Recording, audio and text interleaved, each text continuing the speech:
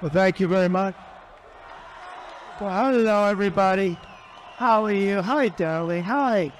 How are you? Thank you very much, everybody. This is an honor. And,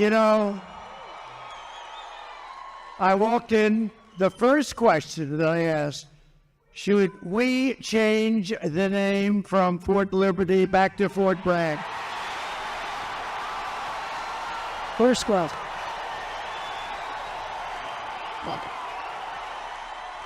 Right? So here's what we do. We get elected. I'm doing it. I'm done. And we're leading in all the polls. We should get elected, but remember this, they cheat like hell. We got too big to rig. We need too big to rig. So I just appreciate being here. We did win 2 world wars from Fort Bragg. Well, so this is no time, look at that big guy. This is no time to be changing names, but we're going to do that. We're going to do everything we can. We're going to get it back. We're going to bring our country back. We're going to bring our country back. Thank you, everybody. Let's have a little fun, right? Okay? Good.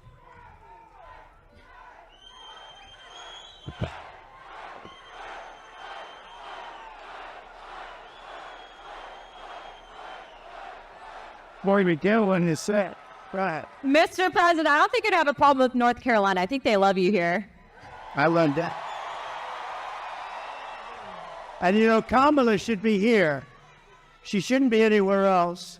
And they're missing $1 billion that they gave to migrants coming into our country.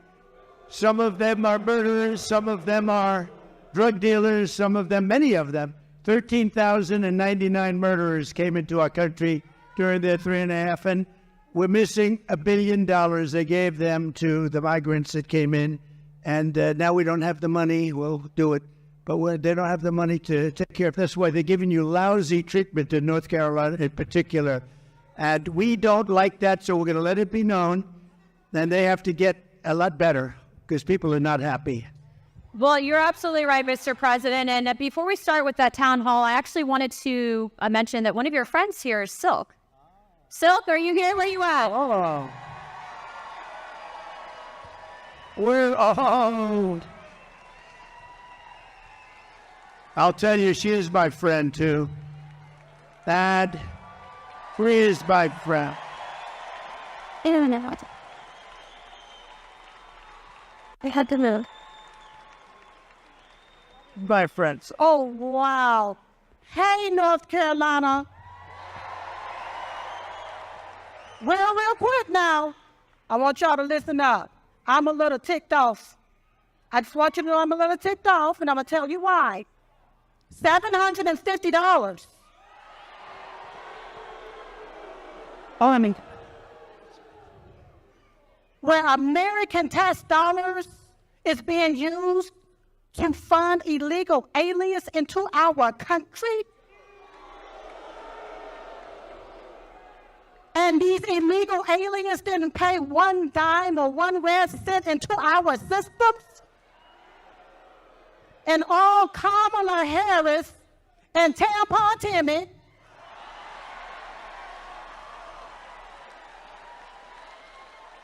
want to give us $750? Listen here all. We only have one choice. One choice. And that's President Donald J. Trump. look, he said. We cannot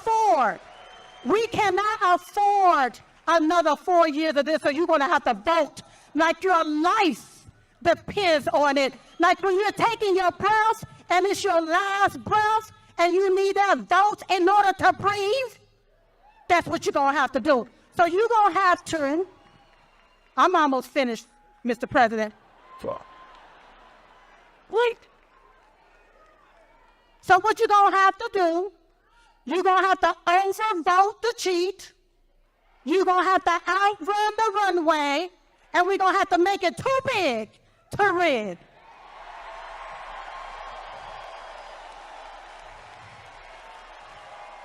Woo! Now I can feel Diamond rising up in me. Because you have to vote right so you won't get left again. Vote red. R-E-D. Remove every Democrat.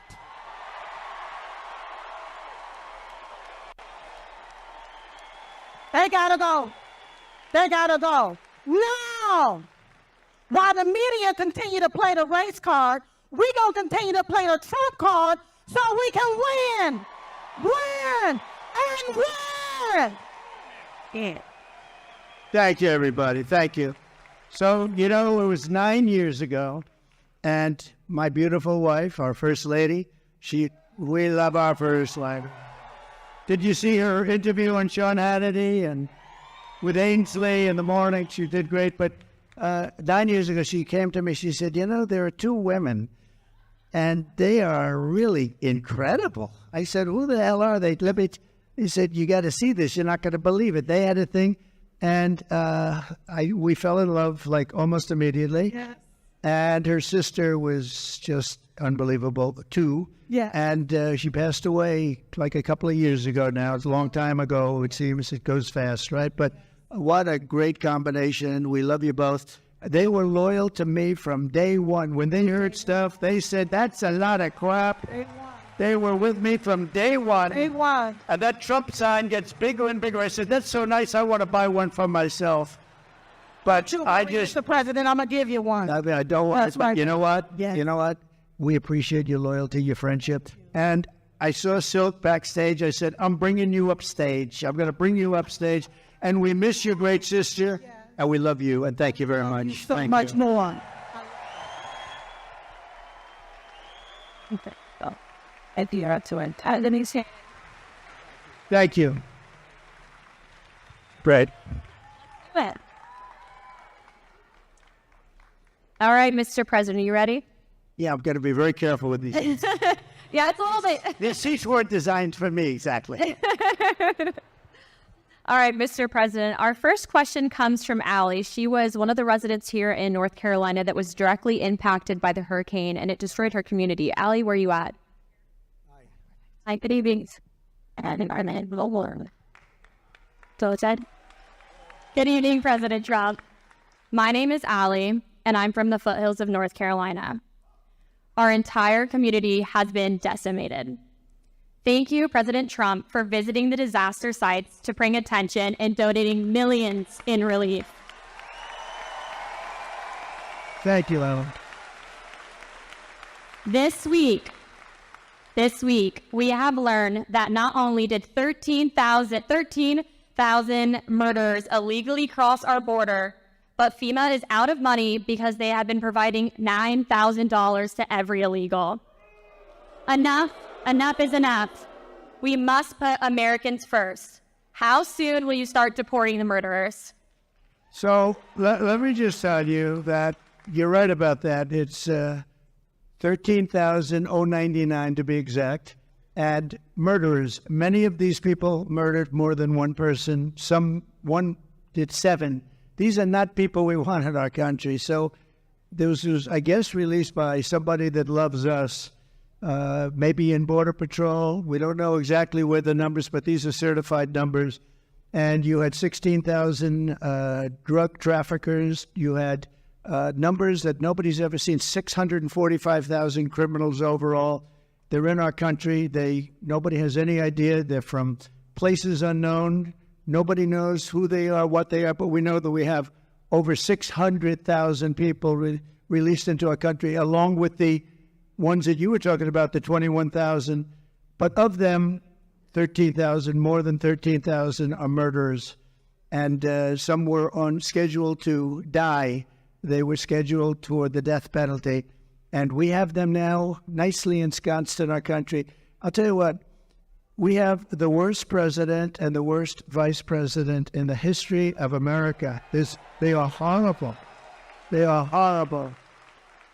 That could happen, and just the concept of open borders doesn't make sense. You know, we built 500 miles of wall more, and we're going to add another 200, much more than I said I was going to do. And that's why we had the best numbers ever. Oh, the chart. So you know the chart? My favorite chart, Ali. My favorite piece of paper, my favorite chart. But we had a chart. Do you have something up here that could show? I love that. I love that chart. Oh, I love that chart. If I didn't look to the right, I wouldn't be going to Butler tomorrow. You know, we're going to Butler tomorrow. If I didn't look over. So, no, but that, if you look at the chart, at the arrow on the bottom, that shows the lowest number in the history of our country. That was the day I left office. And these clowns took over. And what they've done to our country, between that and so many other things, what they've done to our country. But, you know, I view inflation was the worst we've ever had, I think. They say, oh, it was only in 48 years. One of the fake news back there, they corrected me one time. They said, no, 48 years. Oh, okay. But it wasn't. I believe it was the worst that we've ever had. And that's been one of the big problems. But to me, and I know that you talk about the bad economy, you talk about all of the costs, and the costs are so bad. To me, the worst is the border. Because it's like what they're doing is they're destroying our country. And it's not easy. We're going to get them out. We're going to have the largest deportation in history. I'm not proud to say that either, but it's a tough thing to do. And we're going to get, Anna, we're going to get the criminals out. We're going to start with the worst of them. We're going to get them out. And you know who's going to help us? Local law enforcement. Local law enforcement. They're going to be great. They know their names. They know their serial numbers. We're going to get them out. And, you know, very simply, we have a little thing called MAGA. Everybody here knows MAGA. It's called Make America Great Again. That's what we're going to do. We're going to make America great again. Thank you, darling. Really good question. Thank you. You know, Mr. President, to your credit, too, I think that's largely why you've actually outpaced every other candidate for president with the support from the Hispanic American community, because it's not just a race thing. We all want border security. So thank you, Mr. President. It's an incredible community that I don't know, it's just a very energetic. You know that, right? It's energetic. And they're very entrepreneurial, and they love our country. And we've gotten record numbers with the Hispanic community. And I don't know, it just works. It just works. So I appreciate it very much. Thank you. Thank you, darling, very much. Thank you, guys. All right, Mr. President, our next question is from John. He was a Green Beret captain who was actually kicked out of the military. I think he's going to share his story with you. 1 second. Hi. Good-looking guy. Thank you. Good evening, Mr. President. I'm John Frankman. I was a Special Forces Green Beret who was forced out of the military because of the COVID-19 vaccine mandate. That's right. That's good. That's great. So the Biden-Harris DoD COVID-19 vaccine mandate was very damaging to the military. It forced thousands of service members out, and thousands do not want to join now. The Biden-Harris DoD has the lowest recruiting in modern history, and now they're pushing more woke training. So how do you plan to repair the military from the damage that was done and hold military leaders accountable? So I want to have them come back into the military with pay. And, you know, they've been talking about that, but it never happened. They never did what they said they were going to do. They should have never been a mandate. That should have never happened. You should have been given choice, as we say. We want choice in education, and we want a choice there, too. And that should have never happened. And, you know, we've lost some of our best people in the military, too. Did you leave? Did you leave?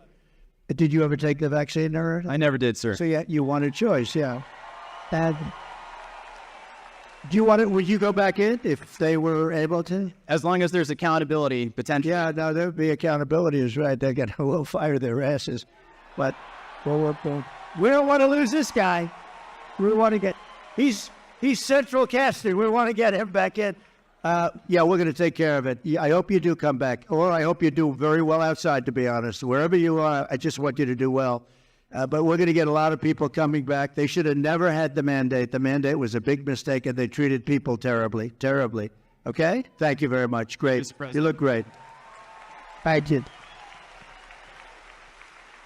We lost a lot of great people. Also in other, with police forces, I mean, a lot of people were forced into doing things they didn't want to do. But I love that question. That's a great question. Thank you very much. I also, too, if I could, Mr. President, I don't think I've told you this story yet, but actually we had some of our friends that had been deployed, and one of our friends actually was shot pretty badly and ended up going to Walter Reed. And to put in perspective, there's a lot of politicians that will take photos with the military, but they don't care. But President Trump actually went privately, didn't ask for a photo opportunity, and he said thank you to our friend that had been shot in combat at Walter Reed. His heart's in it. He loves our community. And when I say that he has your back and he's going to make sure that they're accountable, he will. Thank you. Thank you very much. And I'll tell you, we have a great military, and we really do. But Walter Reed, you mentioned the name, and that hospital was unbelievable. The doctors are unbelievable. They had a lot of problems with getting there, getting to it, managerially getting in to see. But we had the best doctors. They could do things that nobody else could do, and they got to see some really badly hurt people. And the level of talent at Walter Reed, it's just an incredible hospital. So we have to pay our due respects. You hear so much about government-owned or whatever. I don't think there's a better hospital in the world than Walter Reed, so we should say that, right? Yes, sir. Yes, sir. Mr. President, our next question comes from an active duty service member here at Fort Bragg. They like it. Austin, where are you at? Oh, front row. That was good. Good evening, Donald Trump. Thank you. President Donald. I've never done this before. I'm an active duty soldier here at Fort Liberty, and I want to start off by saying I'm here in personal capacity. You meant Fort Bragg, right? Yes. Fort Bragg. Yeah, I know. Are you not? You're not a soldier now? No, I am a soldier. I'm currently. Yeah, you are. Really. Good. But oh shit, I can tell. I'm here in my personal capacity, not speaking on behalf of the Army or DOD in any way. Right. This week we saw the missiles flying into Israel from Iran, and how impressive the Iron Dome is in protecting Israel. What are your thoughts on the Iron Dome for America? I love it. I love it. How can you? I love it. We're going to have it. One of the things I say, we're going to have an Iron Dome. Why shouldn't we have an Iron Dome? And you see how effective. So the other day, 287 big missiles, ballistic missiles, were shot into Israel. Every single one of them was taken down. Well, why shouldn't we have that? And it's all going to be made in the United States. It was our technology. It's all going to be made in the U.S., and a lot of it's going to be made in a place called North Carolina, if you don't mind, okay? And I think I just learned the secret. Look, we're going to win. I believe you got to get out there. You got to vote and all that. But I think I just learned the secret to winning absolutely and by massive margins. I'm going to promise to you, as I said at the beginning, that we're going to change the name back to Fort Bragg, because I think when that word gets out, I just see this great-looking soldier just accidentally said Fort Liberty, and he got almost booed the hell out of the place. That was not good. Anyway, I believe it's absolutely something that we want to have for safety. We're a target for a lot of different places. I listened to Biden yesterday. Since I went under the wing, I used to go under the wing of the aircraft. Nobody ever did that before. I did. All of a sudden, Biden started, but he only takes like a half a question. Usually can't answer it. But they asked him, what do you think about Iran? Would you hit Iran? And he goes, as long as they don't hit the nuclear stuff. That's the thing you want to hit, right? I said, I think he's got that one wrong. Isn't that what you're supposed to hit? I mean, it's the biggest risk we have. Nuclear weapons, the power of nuclear weapons, the power of weaponry. I rebuilt the entire military. Jets, everything. I built it, including nuclear, and I hated to build the nuclear, but I got to know firsthand the power of that stuff, and I'll tell you what, we have to be totally prepared. We have to be absolutely prepared, but when they asked him that question, the answer should have been, hit the nuclear first, and worry about the rest later. And that's where they should. If they're going to do it, they're going to do it. But we'll find out whatever their plans are. But great question. Thank you very much. Thank you. Thank you, Austin. Mr. President, I don't think you get enough credit for what you did with the Abraham Accords. I mean, that really was historical. I agree. But realistically, because of the failed foreign policy out of this current administration, we are on the verge of World War III. When you get back in office, what are you going to do to change it? So a lot of things are happening very fast, and, we could end up in World War III before we get there. The way it's going right now, look at Russia with Ukraine, that's a disaster. Look at the Middle East, it's exploding all over the place. And we have people we have a president that he spends most of his time on the beach sleeping. I never saw a guy could sleep in front of a camera. Does anybody think of it? I don't sleep that much. I toss and turn. I think. I'm always thinking. Do you ever do that? You're sweating and you're thinking and you're trying to figure out how to beat this one, that. Look, how to make our country great. But I toss and I turn. This guy just falls asleep on the beach like there's nothing to it. I wish I had that ability. That's one ability he has that I do not have. And I wouldn't mind having it. I could use a little extra sleep. But we are going to do things with our country. You just have to be respected again. Viktor Orban, he's, the fake news. There's a lot of fake news back there, by the way. But the fake news, they call him a strong man. He's the head of Hungary. And we have, and he's, very strong guy, very tough guy. But, more than anything else, a very smart guy. And they said, why is the world blowing up? You have the Middle East is blowing up. You have Russia, Ukraine. That could lead to catastrophe. You talk about nuclear weapons. That could be a total catastrophe. Why is it? He said, if you put Trump back in the White House, it's all going to end. You're going to have peace. We had 4 years. We didn't have any wars. We didn't have any terrorism. We didn't have anything. And I will tell you exactly what he said. Maybe I will. He said because they were afraid of Trump. I don't want to be the one saying that, but they were probably afraid of me because they think I was crazy. And that's a good thing to think, right, soldier? They said, this guy is crazy. But no, he said that you put Trump back in the White House, you're not going to have all of that stuff is going to heal. October 7th would have never happened. The attack on Israel would have never happened. Remember, Iran was broke. They weren't giving money to Hezbollah. They weren't giving money to anybody, any of these, they call them delegates of terror, a lot of different names, but it's always of terror. And there was no money for Hamas. And now you look, because you were such a big part of it, we had no attacks, we had no terrorism, we had no nothing. For 4 years and I wanted to talk about it during the 4 years, but that's never smart, right, Robert? That's never smart to do. So I didn't, but I talk about it a lot now. We had no attacks. We had none of this stuff going on. We defeated ISIS, by the way. We took ISIS. We defeated them in 4 weeks. It was supposed to take 5 years. I rebuilt the military, and we had a military, and we have great generals. Not the television guys, by the way, the real generals. I'm talking about like Raisin Cane, General Raisin Cane. You know who that is? But we defeated ISIS quickly. It was supposed to take 5 years. We did it in 4 weeks. We have a great military, and we have a military that's not woke. You may have a few people on the top that are woke, and we're going to get rid of them so damn fast, your head's going to explode.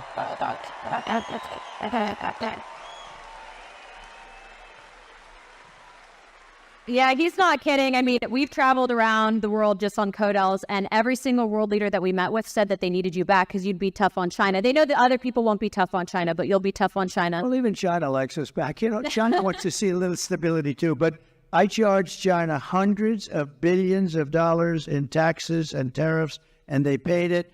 And frankly, we had a good relationship with President Xi, but they paid hundreds of billions of dollars. No other president got them to pay 10 cents. Not 10 cents.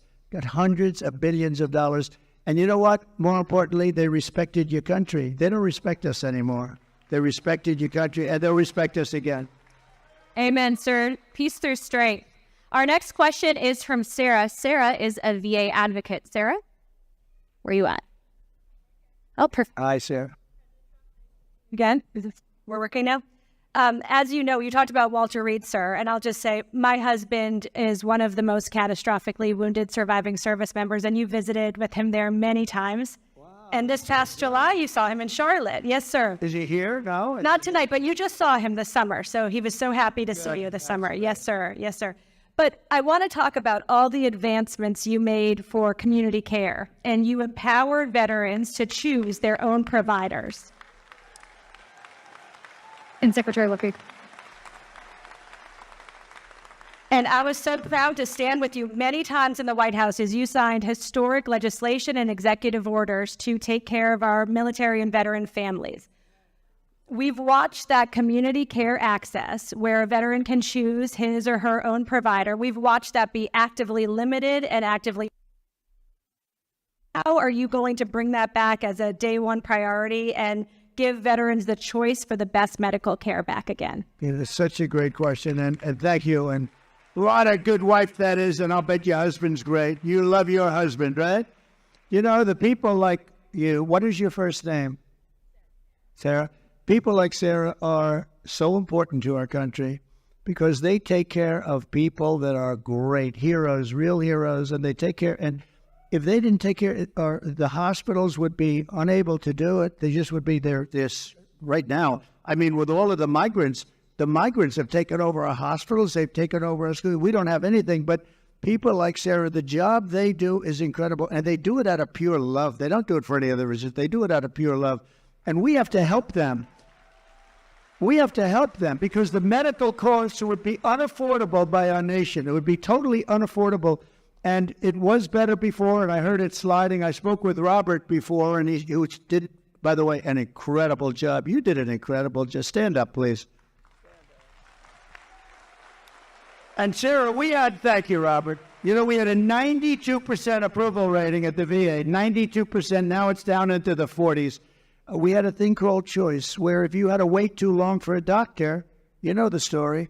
If you had to wait too long, guys were waiting 4, 5, 6 months. They go in with a minor problem. They end up being terminally ill because they didn't take care of it. It could have been taken care of with a shot, with a pill, with a minor operation. They end up dying. And we changed it, and we had choice. We also had accountability. Remember? Accountability. So on choice, they tried to get it for 52 years, accountability for 58 years. Accountability, you couldn't fire anybody at the VA. And I said, that's no good because you had sadists in the VA. You had bad people we had some bad people. And we fired about 9,000 people, and we replaced them with 9,000 good, loving people that love our heroes, right? That love our patriotic heroes. And that was a big thing. And I just said to Robert, how's it going nowadays? How is it going? And he said, they're getting rid of choice rapidly. Choice is when you can't see a doctor rapidly. You go outside, you find a doctor, you get yourself fixed up, and Sarah, we pay the bill. And it was a great thing. And he said it's rapidly not being used, not being allowed to be used. And, you know, I think it actually didn't cost. I think it was probably, in the end, we probably saved on it. But money isn't the big thing here. I think we saved money on it because people would get very, very sick. These are people that would wait 4, 5, 6 months to see a doctor. If you had to wait more than one day, you go out, you see a doctor. We had bills negotiated, fees negotiated. You know, we can't be totally crazy with this because the doctors are pretty good business people, I will tell you, right? But we had a lot of fees negotiated. But you go out, see a doctor, get yourself fixed up, and you have no problems. It was one of the best things we ever did. And now this group of lunatics that don't give a damn about the military, they're making you go through that waiting of 4, 5, 6 months again. And our people can't. We have great doctors, but they can't handle the loads. And we're going to go back. We get back in, we're going back to that, right? We're going back to it immediately. You're going to be in great shape, Sarah. You and your husband are going to be in great shape. And thank you very much. Incredible. Thank you, Sarah. Mr. President, we actually have someone that, and before we ask his question, I wanted to read this to the crowd. He had actually written a letter to you after you'd been shot in Pennsylvania. Dear President Trump, watching you during the Butler rally and you getting back up, both my wife and I gave a sigh of relief as well as a few tears. I would be honored if you would accept this small token that I received as a young Marine in Vietnam. My wife and I both thought it appropriate. God bless you, your family, and the United States of America. Sincerely, Dwight. Dwight, where you at?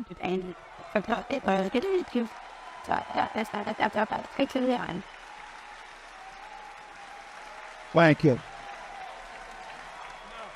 Wait, what? We're even. Whoa. Looks like a check. It's a check. It's cash. That's it.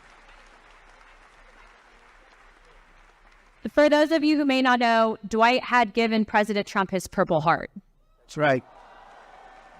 That's right. I couldn't think anybody more deserving Thank of a Purple Heart. Thank you.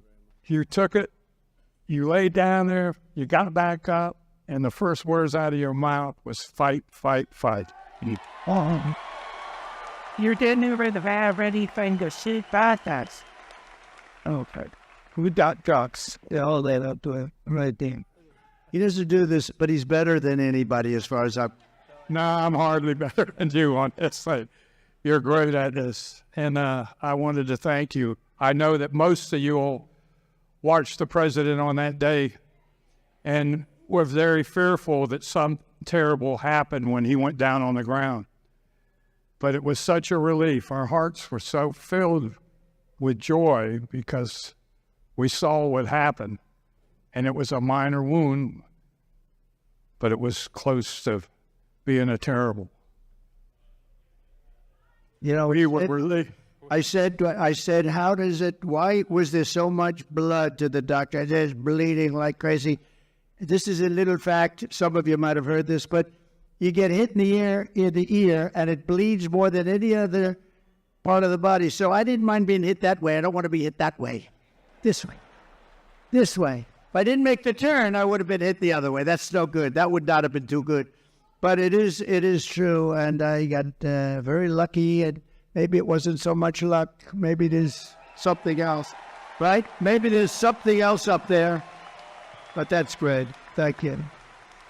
You also took the time out to write me a beautiful letter and gave me a challenge coin.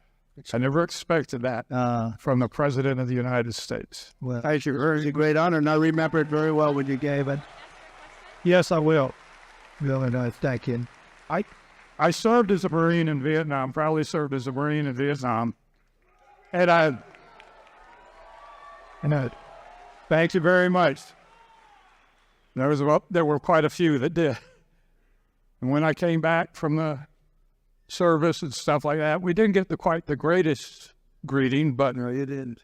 a lot of the veterans nowadays are homeless. There's 7% were homeless before Biden and Harris took over. Now there's 14%. I would like to know what you're going to do to prevent this from getting any larger, and also kicking these illegal aliens out of the freaking hotels and providing them with money before we do it on its best. So interested. So one of the things that most angers me about this is the 21 million people plus. You know, they say it's 10, it's 12, whether it is or not, it's much more than that. It's 21 million, and it's probably with the gotaways and everything a lot more than that. But one of the things that most angers me is that you have veterans on the streets in front of a hotel, and you have illegal immigrants. Some of them are serious killers and drug dealers and all the people that we talked about before, and terrorists. And those people being walked into a hotel, and they're staying in a hotel, and they walk by veterans who are sleeping on the street. And it could be cold, it could be hot, and it bothers me. If we stop, if we close our walls, we're going to be able to handle it. They are spending so much money on taking care of the illegal migrants, now we call them. We used to call them illegal aliens. I call them whatever the hell I want to call them. So do you. But they're not supposed to be here. And we're going to close the wall. First day, we're going to do a couple of things. First day, we're going to drill, baby, drill, and we're going to close the wall. We're going to close it up. And we're going to have to take people out. We cannot have killers. Do we agree? Does anybody want to leave the murderers, the drug dealers in our country? Do you know, one of the little facts that's very sad but makes sense, that all these things I predicted 3-4 years ago, I was saying this is going to happen. Now it's happening. The migrant crime, it's a massive crime. But all of this that's happened, everybody, it's common sense that it was going to happen.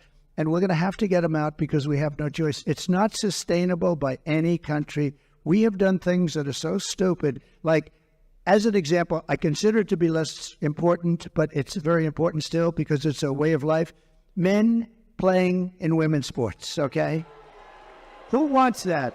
And who wants open borders? Because open borders are so, you say, how does a thing like that happen? All of these policies we're going to be changing, and we have now somebody running as a radical left person. You know, more left by far than Pocahontas. More, you know who that is? More left by far than crazy Bernie Sanders. She's more left, and we can't have it. So we're going to take care of your people and your friends. You get a lot of friends out there that don't have a place, and we're going to do it, and we're going to do it faster. We're going to put money to it. First of all, we're standing on the greatest power.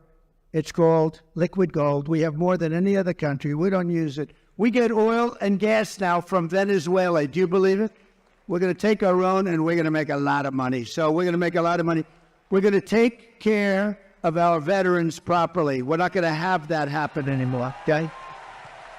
Thank you, Dwight. Thank you. Beautiful guide.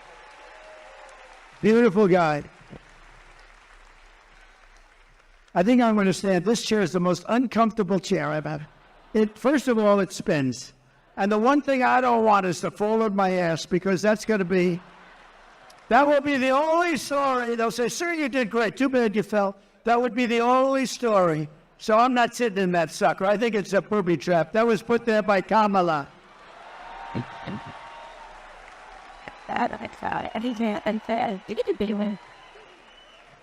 Well, that brings me to my next question. So you're talking on immigration and border security. So we all know that that's tied to national security. And the one thing that ticks me off is you have Kamala Harris, who runs on the fact that she's a minority woman. But yet she's done nothing about the 300,000 migrant children that have gone missing. Just real quick, how many parents are in this room? How many women are in this room that support Trump? As mothers, grandmothers, sisters, wives, would you ever tolerate children being trafficked? If you were in Kamala's position, wouldn't you have stopped that? President Trump, you've done more for not just the Hispanic American community, but I think women in this country. Not just, I'm just going to toot his horn for a second. He's put women in positions of power, but the media won't cover that. They won't, because it doesn't fit their narrative. They want women to hate him, but guess what? We don't hate him, we love him, don't we? When I don't do it really for a pure, really great reason. I just do it because I want results. And I just find women to be smarter than men. Does that make sense? Men, you don't mind I do that every once in a while. It's not bad. Thank you. Thank you. Well, Mr. President, to follow up on that question, as a grandfather and a father, what are you going to do to stop the trafficking of women and children in this country, and specifically with the migrant children as well? So we had it down to the lowest number. You saw that on the graph. That included drugs. It included trafficking in women, mostly women and children. But you mentioned a number. It's, to be exact, 325,000. Now think of that. You could fill up the biggest stadiums many times with this. 325,000 children are missing during the Biden reign. Now, let's say her, because they made her, and you know, it's funny, when you say Harris, right? Nobody knows who the hell I'm talking about. You say the Harris team, who nobody knows. So you have to say Kamala. So Kamala. But Kamala and Biden, 325,000 just during this almost 4-year reign. That's missing, but many of them are dead. Many of them are in sex slavery. Many of them are slavery, period, and they're gone, and never to be seen probably by their parents again, never to be seen. Their parents are all over the world looking. They're looking for them. And what we've done here is so horrible. 325. Can you imagine if that were me, where they were missing? This would be the biggest story. The fake news media never talks about it. You know what they're not talking about? And you know, Anna, you know what they're not talking about? They're not talking about something else that's very important. They are doing, this is Katrina, they are doing the worst job on a hurricane that any administration has ever done, and these people don't want to talk about it. They don't want to talk about it. People are saying it's the worst job, and you people know it. A lot of you people know it because you're here, but they've done the worst job. Kamala has done the worst job, and it's really like her because she was put in charge. Now she said, I wasn't the border czar. They shouldn't call. Well, she was always the border czar. She never went to the border until a little while ago. And then she made a speech like, I'm going to start getting very tough. Why didn't she do it 4 years ago? You know, you could always say, why wouldn't? And all she had to do is leave our policies. We had Brandon Judd. We had Tom Homan. You know Tom Homan? You see him a lot. He's great. Like Central Casting, he was great. All these people are great. We have great people there right now.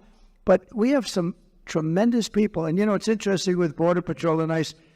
It's really easier for them not to do their job, but they love the country. They really want to do the job. They're so disgusted when they have to let people, and you look at some people, you know they're criminals, and they have to let them go walking right by into our country.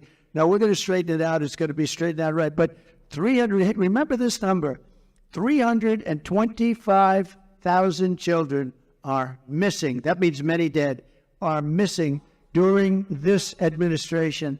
And that's almost unthinkable. And I can just imagine if that were us, it would be the worst story. They never talk about it.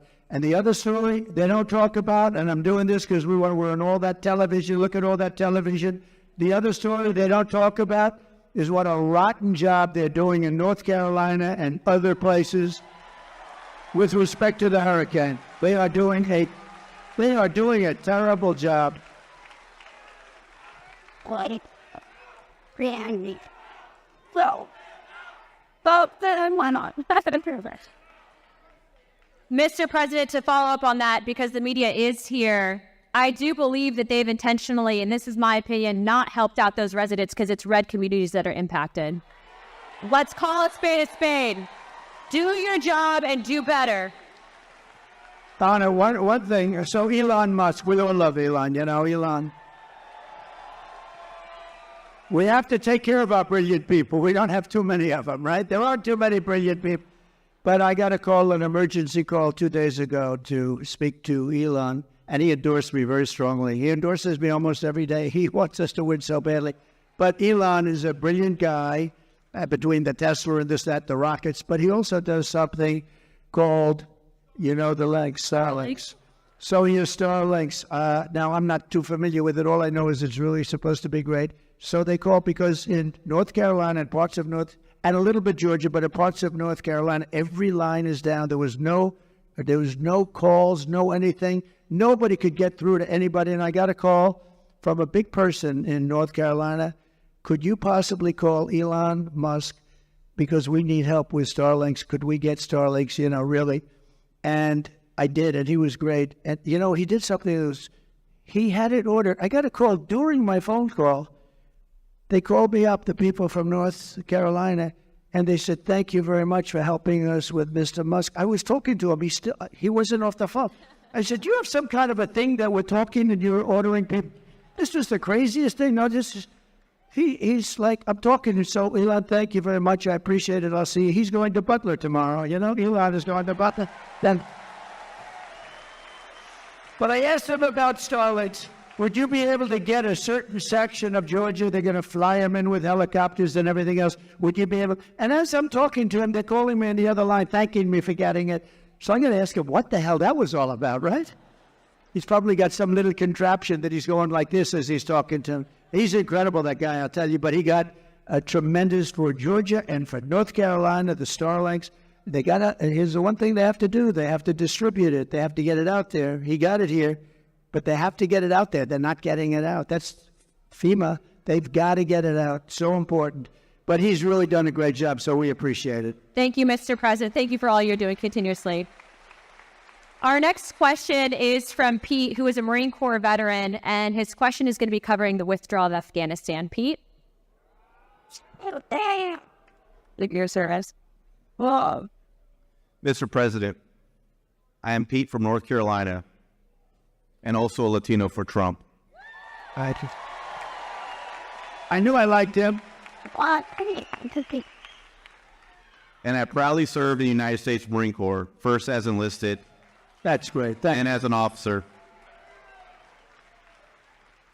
Despite what the Vice President says, we sadly lost 13 under her watch. It sickens me, many of my fellow Marines, as well as my friend, Lieutenant Colonel Scheller. There has been zero accountability for the terrible withdrawal. What will you do to make sure we have accountability for what happened? Okay, it's great.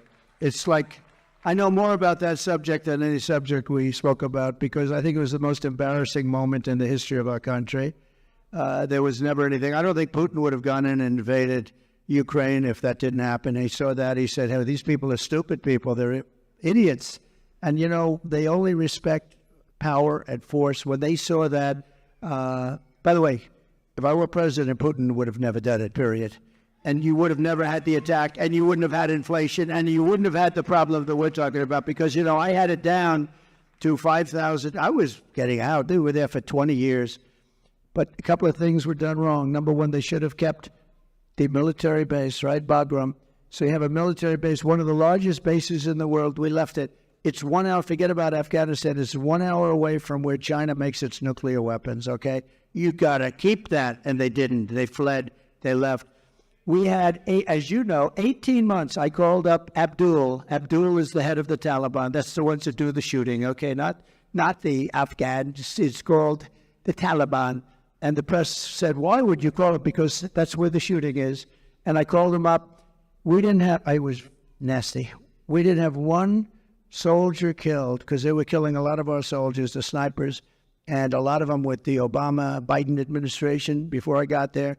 And a lot of them, and I called them up, had a rough call. And after that call, we didn't have one soldier killed for 18 months. We didn't have one soldier shot at for 18 months. And then we had a terrible election. We're not going to let that happen again. We can't ever let that happen again. We're not going to have what a shame that was. But we had an election, and these guys took over. And it all started up again. And what they did with that withdrawal was so bad. Number one, we lost 13 great soldiers. And as you know, I know the parents of a lot of them. But we lost the soldiers. We left $85 billion worth of equipment behind. We left Americans behind. Everything was wrong, and we embarrassed our country. I really mean, I think it was the most embarrassing. The one thing you do is you take the soldiers out last. Okay, they took the soldiers out first. A 5-year-old child would tell you that. The other thing you do is you fire every general that was involved in that case because those guys were incompetent. And you haven't heard the last of that, I promise you. You have not heard the last of it. What a terrible thing that was. Worst, one of the most embarrassing, me as a person that loves our country, that was the most embarrassing moment in the history of our country, in my opinion. Thank you. We're gonna take care of that. I got to get back in.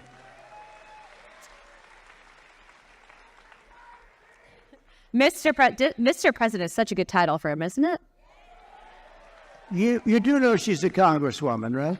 And a highly respected one. She's actually a killer with her husband and the most beautiful baby you've ever seen backstage. But she's a congresswoman from Florida, and I have to say she's a highly respected person. Thank you, Mr. President. Thank you. Mr. President, our next question is from Terry in regards to military pay, and Terry is from the 82nd Airborne.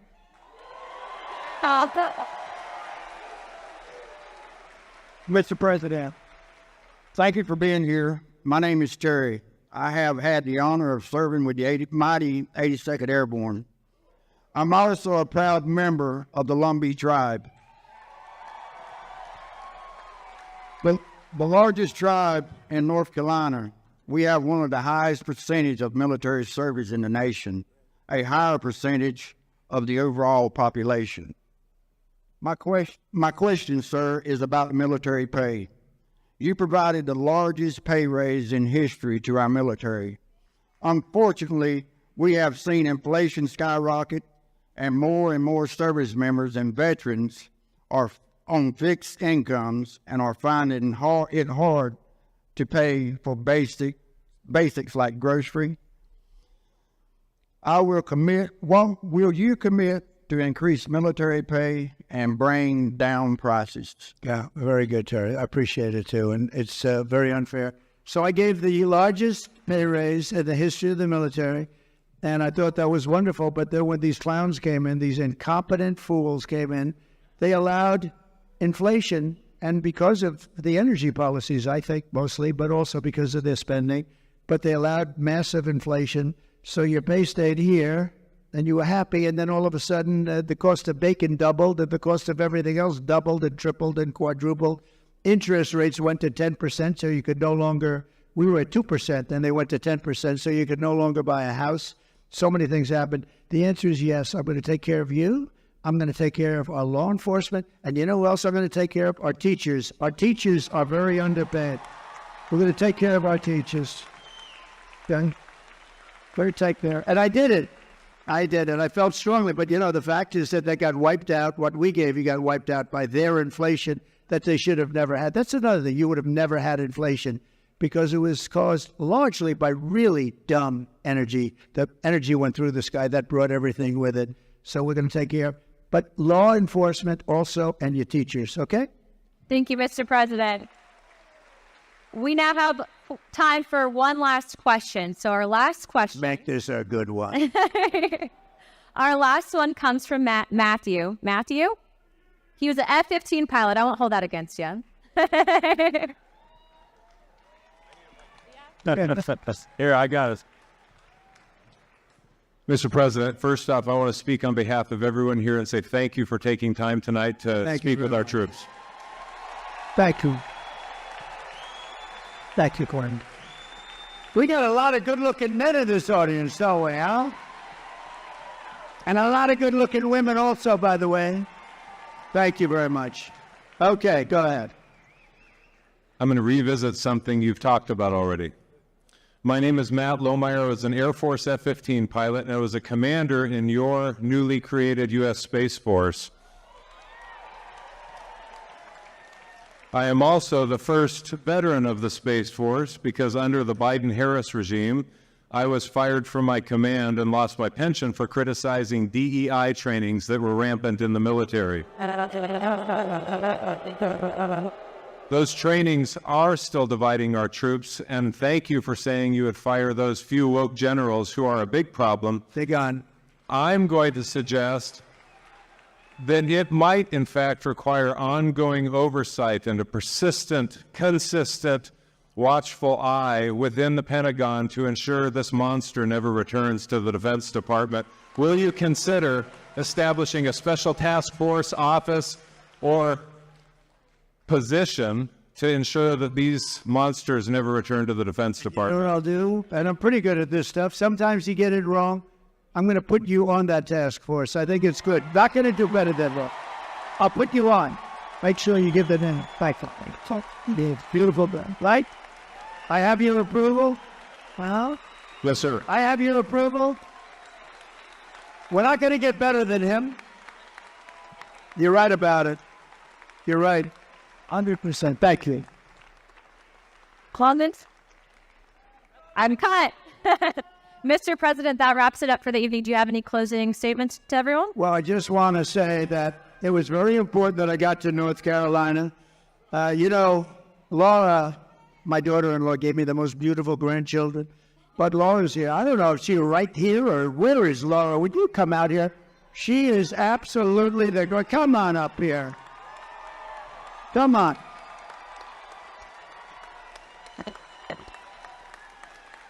She comes from right around here, and she loves this state. And you better be careful because I'm going to blame her if anything happens in this state. That's true. But we're going to win at North Carolina, are we not?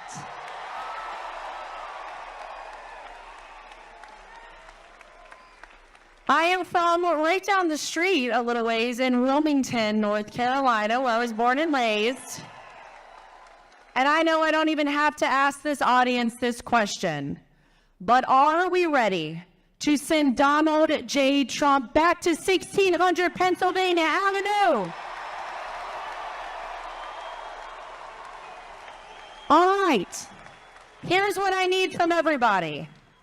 You might know that I am right now the co-chair of the RNC, thanks to my father-in-law calling me one evening. But here's how we are going to make it too big to rig. Here's how we're going to swamp the vote. Is everyone in here registered to vote? If you are not, go right now to swampthevoteusa.com and get registered. Go vote early and take every person you know to go vote early. We will win this big league, as Donald Trump says, on November 5th. All right, ladies and gentlemen, thank you guys. I love you, North Carolina. Thank you. I have to thank you because you gave me really a great daughter-in-law. She's really special. And she's, along with Michael, who's here, Michael Watley, they're essentially the co-chairman of the Republican Party. This is a very upwardly mobile person. She's doing good. But you know the truth, she's so good. I'm very conscious of, like, nepotism. But when I did with her, I recommended, all I did was recommend, and everybody couldn't believe she was even doing it. She is really a person that's incredible. She's respected by everybody. They love her. She comes from here, and there's no place she likes better than North Carolina. So get out there and vote in honor of this wonderful person. This wonderful person. Where's Michael? Would you get up here, Michael, please? Don't worry about the time. The networks will stay with us, right? Michael, would you say a few words? So Michael Watley, I mean, I guess I like North Carolina because he was the head of the Republican Party. We won the state twice. And last time, when all of a sudden around 3:02 in the morning, we started to fall off on a lot of things, it was ridiculous. But with this state, there was no fall off. He had 602 lawyers working for him. And I said, who the hell is the guy that did such a good job in North Carolina? Because we were leading in Pennsylvania. We were leading all the way along. And these people will do it. They have no shame. And he did the job, and I said, I want to get him. And he's chairman of essentially the Republican Party. And I just want to say you're doing a great job. But I don't want to say it too early. Let's wait till November 6th. I want to wait till the morning after, right? Then I feel confident that we'll say it. But so Michael, who's from North Carolina, he was the head of your party, and he did a great job, and he went to the top. And please say a few words, Michael. So to win North Carolina, we are going to get out the vote. We are going to protect the ballot. We are going to expand our majority in the House. We are going to flip the Senate, and we are going to send Donald J. Trump back to the White House as the 47th President of the United States. Thank you, Michael. Thank you. Thank you, everybody. Thank you. Thank you, everybody from Fort Bragg. Thank you.